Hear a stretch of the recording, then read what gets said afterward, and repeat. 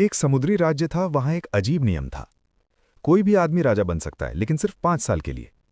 जैसे ही 5 साल पूरे होते उसे एक भयानक जंगल में छोड़ दिया जाता, जहां जंगली जानवर उसे मार देते।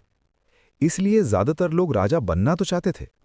वो उस 5 साल के पीरियड में खूब मजे करते, पर जब 5 साल का समय पूरा होता तो वही आदमी रोते बिलखते जंगल की तरफ जाते। एक दिन एक समझदार आदमी राजा बना। उसने सोचा 5 साल तो बीत जाएंगे, अगर मैंने आज से ही बात का सोच लिया तो मैं बच सकता हूं। अब वो राजा था तो सारी चीजें उसके कंट्रोल में थी। पहले साल जंगल में शिकारी भेजे, खतरनाक जानवरों को हटा दिया। दूसरे साल लकड़ी काटने वाले को भेजा, जंगल साफ करवा दिया।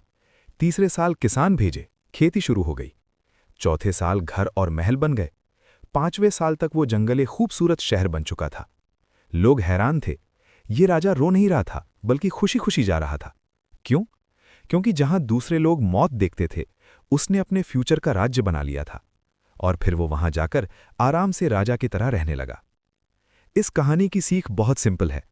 आज आपके पास समय है, या तो आप इसको यूटिलाइज कर लो या फिर कंफर्ट जोन में बिता दो। अगर आपने यूटिलाइज कर लिया तो हो सकता है 5 साल के बाद आप एक राजाओं जैसी जिंदगी जी लो। और अगर आपने कंफर्ट जोन चुन लिया तो हो सकता है आने वाले 5 साल के बाद आप किसी के 10 से 15 हज़ार रुपए की नौकरी करते दिखोगे। समय आपका है, जिंदगी आपकी है, डिसीजन